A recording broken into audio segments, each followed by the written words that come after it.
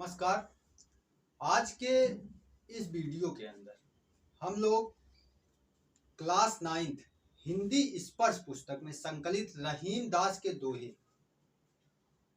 का अध्ययन करेंगे। इसमें हम इन दोहों का भावार्थ, संदर्भ, प्रसंग सब कुछ देखते हुए चलेंगे।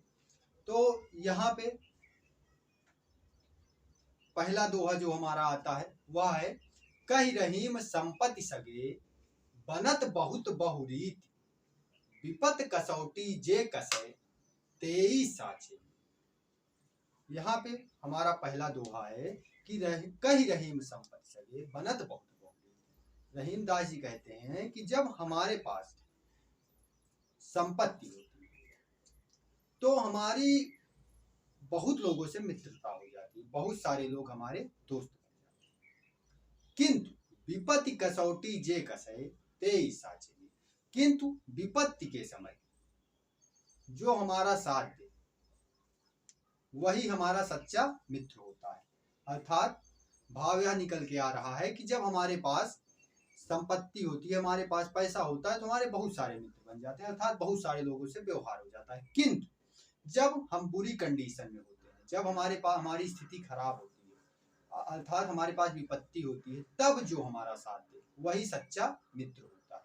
ये रहा इस दोहे का भावार्थ यानी कि व्याख्या। अब इसका संदर्भ बताऊंगा, फिर प्रसंग बता दूंगा, ठीक है।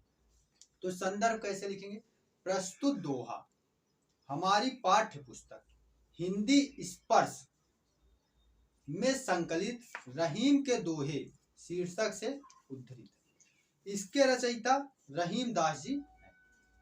ये रहा संदर्भ। अब प्रसंग क्या है इसमें, अर्थात इस दोहे में किस विषय पर चर्चा की है, तो वो हम यहाँ देखेंगे कि यहाँ पे रहीम दास जी ने सच्चे मित्र की परिभाषा बताई है। अर्थात सच्चा मित्र कैसा होता है इसका वर्णन यहाँ पे रहीम दास जी करते हैं, ठीक है। तो संदर्भ, प्रसंग, व्याख्या तीनों चीजें इस दोहे की होगी। अब अगला दोहा हम लेते हैं। हमारा दूसरा दोहा है, जाल परे जल जात बन तज मीनन को मुंह, रहीमन मछली नीर को तऊ न छाड़त छोड़। कि जब नदी में या जल में जब जाल पड़ता है तो जल जो है वो मीनन अर्थात मछलियों का मुंह त्याग कर आगे बढ़ जाता है, बह जाता है। किंतु जो मछली है वो क्या करती है, वो अपना प्राण त्याग देती है किंतु जल को नहीं छोड़ती। ये रहा इसका भावार्थ यानी कि व्याख्या। अब देखेंगे संदर्भ। संदर्भ वही पिछला रहेगा कि प्रस्तुत पद्यांश या फिर प्रस्तुत दोहा हमारी पाठ्य पुस्तक हिंदी स्पर्श में संकलित रहीम के दोहे शीर्षक से उद्धृत है। इसके रचयिता भक्तिकालीन प्रसिद्ध कवि रहीम दास जी है। संदर्भ क्या है इसमें, प्रसंग है इसमें रहीम दास जी ने मछली और जल की एकता अर्थात उनके कभी न बिछड़ने की जो परिकल्पना के माध्यम से रहीम दास जी ने यहाँ पे सच्चे मित्र की अर्थात सच्चे प्रेम की परिभाषा का वर्णन किया है। जैसे जाल परे जल जात बही तज मीनन को, कि जब जाल पड़ता है तो जल जो है वो मीनन अर्थात मछलियों का मुंह त्याग कर बह जाता है। किंतु रहीमन मछली नीर को तऊ न छाड़े, लेकिन जो मछली है वो नीर को कभी नहीं छोड़ती बल्कि अपना प्राण छोड़ देती है। अर्थात सच्चाई को इंसान, जो सच्चा इंसान है वो सच्चाई को कभी नहीं छोड़ता बल्कि अपने प्राण त्याग देता है।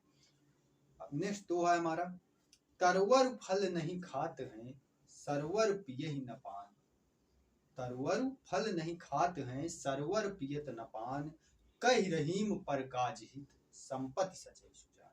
अर्थात कि जो तरवर अर्थात वृक्ष होता है वो अपना फल स्वयं नहीं खाता, सरवर पिए न पान, और जो सरवर अर्थात तालाब होता है वो अपना पानी अपना जल स्वयं नहीं पीता है। कहि रहीम पर काज हित, उसी प्रकार रहीम दास जी कहते हैं ठीक इसी प्रकार दूसरों के हित के लिए संपत्ति सचे सुजान, जो कि सुजान मतलब अच्छे पुरुष हैं, सज्जन पुरुष हैं, सज्जन व्यक्ति हैं।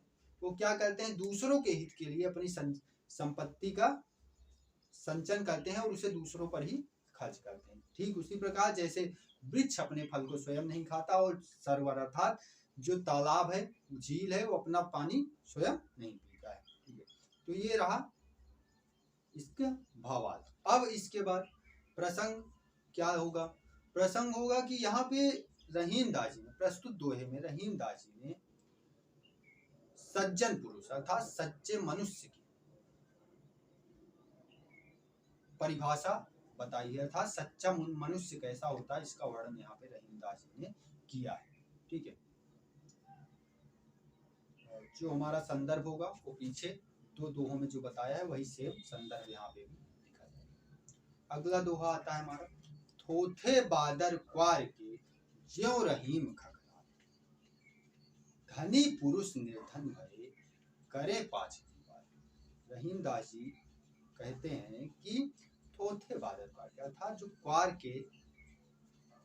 क्वार मास के जो थोथे बादल होते हैं, जो काले बादल आते हैं, ठीक है, मतलब खाली अंदर से खाली होते हैं, उनके अंदर जल नहीं होता, बस वो गरजते हैं, गरजते रहते हैं। ठीक है, उसी प्रकार जो धनी पुरुष है अगर वो निर्धन हो जाता है तो अपना जो पिछला ओज था, उसका जो ओजस्व था, जो विलासिता थी, उसी का वर्णन हमेशा करता रहता है, अर्थात पिछली बात ही हमेशा करता रहता है, जबकि वास्तव में अब उसके पास कुछ नहीं रह गया है। ठीक है, अर्थात वह किसी काम का नहीं रहा, बारिश नहीं कर सकता किंतु घघराता रहता है, अर्थात गरजता रहता है।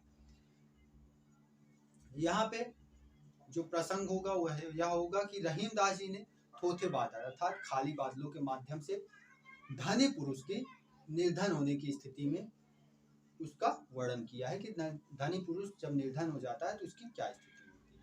ठीक है, और संदर्भ जो होगा वो पिछले दो दोहों में जो बताया गया है वही संदर्भ हो जाएगा।